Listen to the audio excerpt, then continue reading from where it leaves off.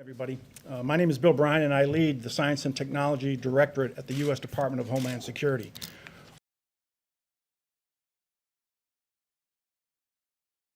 The fourth line, you inject the sunlight into that, you inject UV rays into that.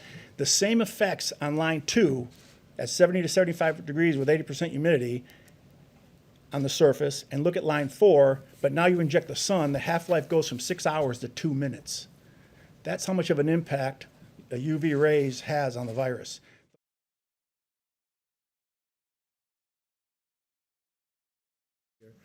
Totally into that world, which I find to be very interesting.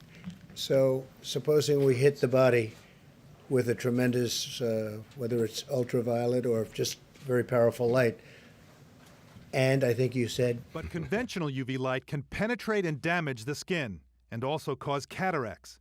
This type of UV light, called Far-UVC, can't get past the top layer of the skin or the tear layer of the eyes. It really does have the best of both worlds. It really does kill influenza virus, and it really doesn't harm you and I. A newly published paper from his lab shows even a low dose is more than 95% effective against airborne flu virus. How do you envision this being used in real life? We could see it being used as overhead lamps in doctors' waiting rooms or schools or any type of hospital or airports, for example. Or airplanes. I was sitting in an airplane a couple of days ago, and the person behind me was sneezing away, and I was thinking to myself, now if we only had Far-UVC lights in the ceiling of this airplane, maybe I won't get the flu. That's what we're doing here at RF Safe.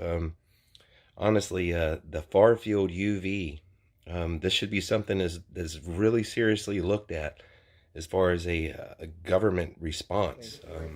Right, and then I see the disinfectant, where it knocks it out in a minute, 1 minute. And is there a way we can do something like that? And it cuts down to a minute and a half. Very significant difference when it gets hit with UV rays. By injection inside or almost a cleaning, because you see it gets on the lungs and it does a tremendous number of the lungs. So it'd be interesting to check that so that you...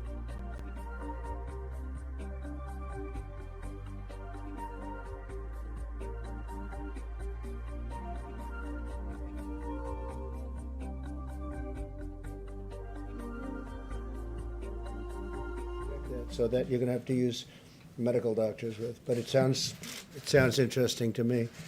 So we'll see. But the whole concept of the light, the way it kills it in 1 minute, that's pretty powerful. Coming up, our most striking observation to date is the powerful effect that solar light appears to have on killing the virus, both surfaces and in the air. And I can tell you that bleach will kill the virus in 5 minutes.